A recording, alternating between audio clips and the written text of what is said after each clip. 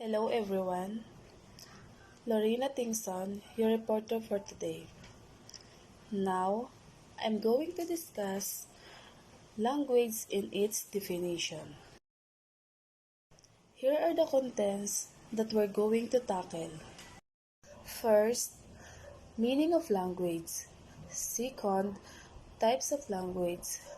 Third, importance of language in communication. And lastly, top 12 most common spoken languages.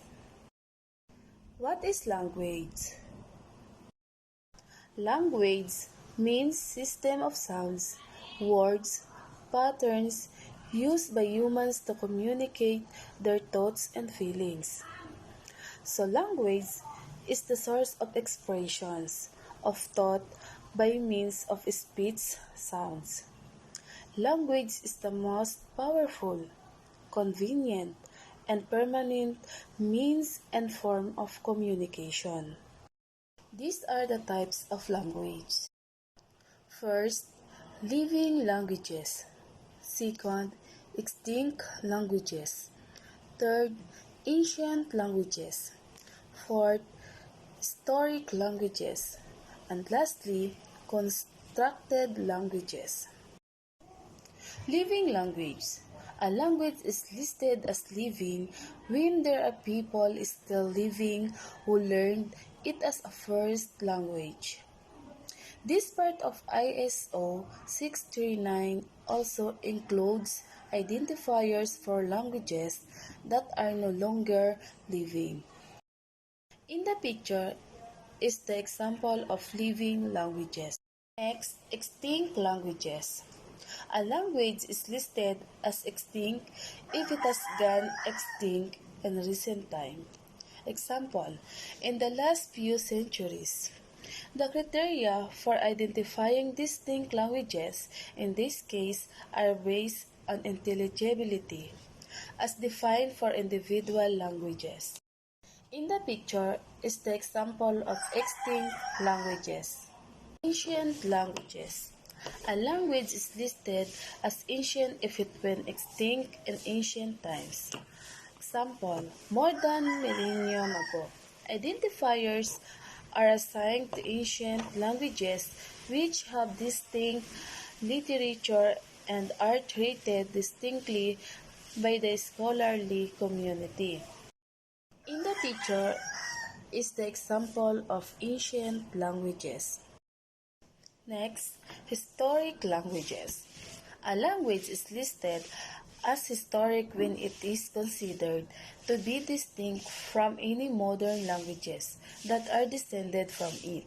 For instance, Old English and Middle English. In the picture is the example of historic language. Next, constructed languages. This part of ISO 639 also includes identifiers that denote constructed languages. In order to qualify for inclusion, the language must have a literature and it must be designed for the purpose of human communication. Here you can see the importance of language in communication. Any language can play a vital role in learning.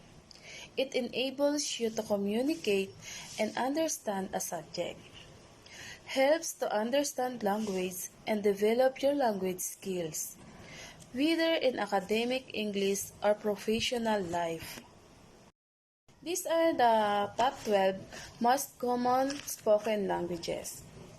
For English, 1,132 million speakers.